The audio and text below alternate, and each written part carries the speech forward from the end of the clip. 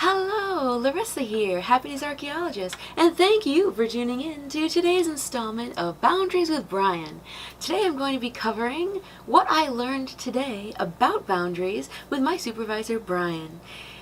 He is one of the most expert people I know of, he and his wife Holly, on boundaries, especially outside the Cuddlist community, because they have fabulous knowledge of boundaries as well.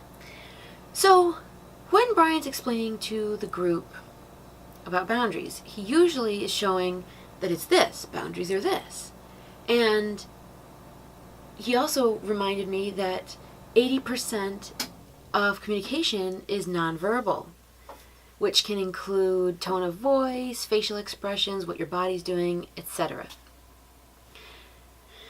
So, when he says this, that could look and mean like certain things.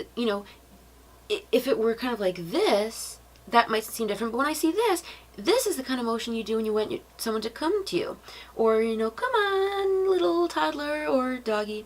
And this is, clearly stop, stay away, keep it out. But it's just so interesting to see how boundaries are formed and what they mean. Because if someone makes like a crazy statement that's like inappropriate, you'd often say to them, oh, they have no boundaries, or oh, you have no boundaries. And I remember a friend I used to have, there was someone eating during that time from the Atkins diet, and they were eating cottage cheese. And this person said, oh, that looks like a yeast infection. Now, that's not very appetizing for those around who are eating their meal, and most certainly for the person who is eating the cottage cheese that they mentioned that looks like. So I said, here's person in question. Here's the line. Here's person crossing the line.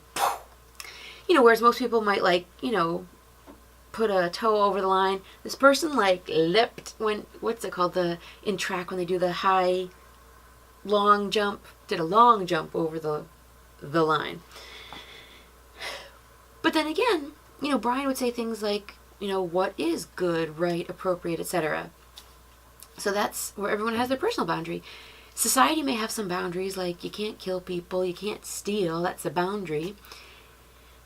But each individual person has different boundaries. Like, I really appreciate people not swearing around me. I hear it and it's unpleasant for my ears. I try to maintain composure, but it feels like there's a video of VidAngel, and it's like a commercial for them, and it's this family with like black hoods on, and they're getting pelted by all different color paintballs, along with everything in their house is getting covered in paintballs. It's knocking down their photos and messing up their couch and hitting a vase of flowers. And it's saying that's kind of how it can be to watch today's media, with swears left and right and various levels of promiscuity and basically what some people would call pornography right in front of us, available for kids, not to mention violence. And so VidAngel helps you set the boundary of what you want to allow into your house. You can turn off certain, you can choose which swear words you will or will not have coming through. You can have certain types of violence, and like under violence you can choose very specific stuff, like if they're implying that someone was hurt but there's no blood, okay, versus okay, you can see the blood but not seeing the actual injury, okay. And it allows you to pick out and filter what you want, and I think it's fabulous and wonderful.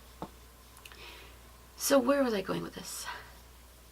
Boundaries, VidAngel. Well, maybe we'll make that the first part one while I figure out what I was going to say.